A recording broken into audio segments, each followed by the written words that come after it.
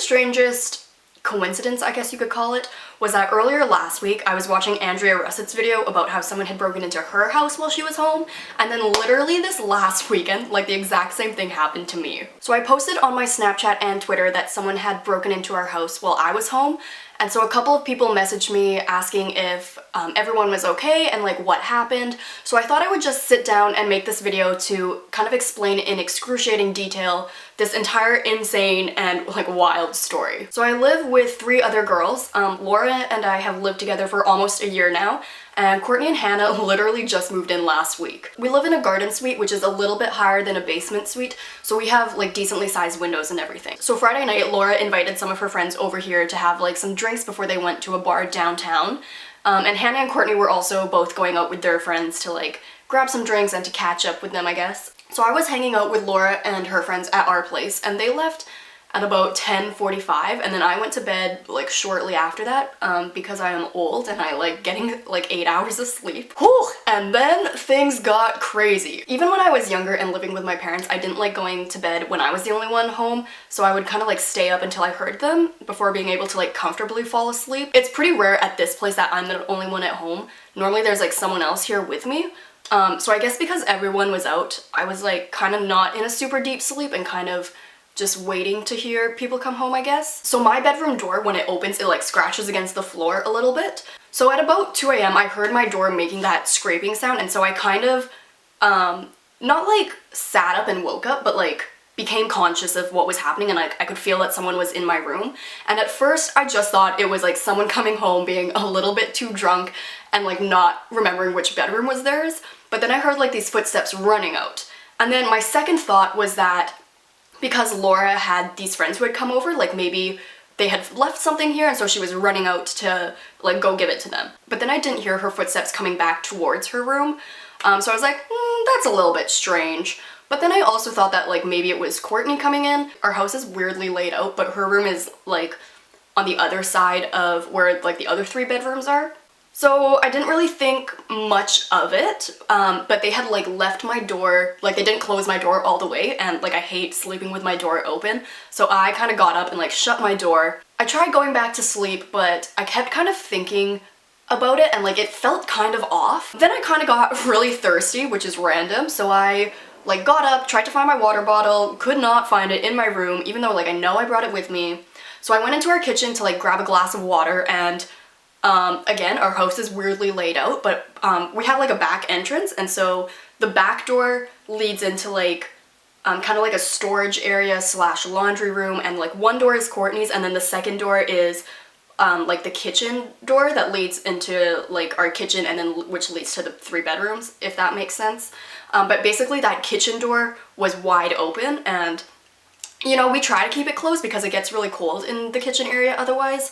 So like again, I didn't think anything was weird. So I went to go close that door, and then I remember thinking like maybe I should check to see that like our front door is closed. But like I also did not want to check it in case it was wide open. So I pretended it was closed. And then I went back and grabbed a drink of water and blah blah blah blah blah, went back to bed. Still could not fully fall asleep. So about an hour later, Laura comes home and she knocks on my door and she goes, "Shania?" And I'm still awake at this point, so I'm like, "Yeah?" And she's like, "Are you awake?" So then Laura said that her jewelry box drawers were open and that her laptop was missing, and we were both like, yikes. And then she said that when she came home, the back gate and the back door were like completely wide open, and at this point, we were like freaking out. Neither of us knew what to do, so we called Laura's boyfriend and we're like, "Help us please, like we think we just got broken into." And he was like, "Call the non-emergency police line." So we called them and they were like, "Okay, like check your back door to see if there's any signs of like picking the lock basically." So we went to go check the door. It looked completely fine. And since Laura was the last person to leave, she was like, "I know I locked the door, like I double checked it, like I'm positive I locked it." So then the person on the line was like, "Okay, like check your windows and see that they're all intact." So there's like a window by our laundry machines that is always like open like a crack, but there's like a block of wood in it that stops the window from like being pushed open basically. So we checked that window and it was like completely wide open, and then the window screen was like completely pulled off. So we think that they like pulled the screen off. Since the window was open a little bit, they were able to like stick an arm or a leg in and like move that block of wood because it wasn't completely flat, it was kind of at an angle, and then they were able to climb in through the window that way. Laura and I went to go check Hannah's room to see like if anything was missing from her room, and like she's still in the process of moving in. So like there's like boxes everywhere in her room, and like her laptop and her computer were still there, so nothing got taken from her. Then we went to go check Courtney's room, and her light was on and like her drawers were kind of open. But like, you know, also girls getting ready to go out, like you never really know if like she had left it that way. I called up Courtney, and like while it's ringing, I'm praying that she does not have a laptop with her because she also just moved here from Australia. So I was just praying she did not have like anything valuable in her room. And I'm like, hey Courtney, like not to freak you out or anything, but someone broke into our house and stole Laura's laptop, and we're just wondering if you had a laptop also. And she was like, oh yeah, like my laptop was open on my bed. We went back into Courtney's room to check, and like of course there's no laptop in her room. And so I was like, like I don't know how to tell you this, but like your laptop's not here anymore. Meanwhile, the person on the phone line was like, okay, like take some pictures of everything and then we'll send some police over like in the morning when we can. Laura and I were like super in shock and just like shaking, and we did not want to go to bed after that. So we just came to this couch with like our blankets and an X-Acto knife for protection, and basically just waited for 4 hours until we could hear our landlords walking or like moving around above us. We like sent them a text message and we're like, hey, our house got broken into. They came like right down and they were like, are you guys okay? Like what happened? Luckily we share an alley with these businesses. There's like a bank and like a parking garage and like some clothing stores, and so like the bank's definitely gonna have a security camera, and we think that the parkade and the clothing store will also have a security camera in the back. So like fingers crossed this person was like caught on camera and stuff. So then I had to go to work, like running on 3 hours of sleep and like a little bit freaked out. But the police officers came while I was at work, so they were able to find like a handprint or a fingerprint or something on the window that the person had broken in through. So I'll just give you like a little bit of a walkthrough of like how we think that things went down. So this is like the window that they came in through. The window was open a little bit, and so like the wood was I think a little bit more tilted up, and they were just able to like reach their hand in through the window and like move the block of wood and then like push the window completely open. So yeah, so they came in through this window, like walked through our laundry area towards our back door. So they probably like, this door was like wide open, but basically we think that they unlocked the door for like easy getaway or whatever. This is Courtney's room, which is like, as you can see, it's like directly across. So they went into her room first, and then they came into this room, which is like our kitchen area. And so they like came in through here. So they came in through here, and this is where like things get a little bit weird, because like this is my bedroom and this is Hannah's bedroom, which I think personally would be like the two first rooms like you go into, because Laura's room is like all the way behind this wall.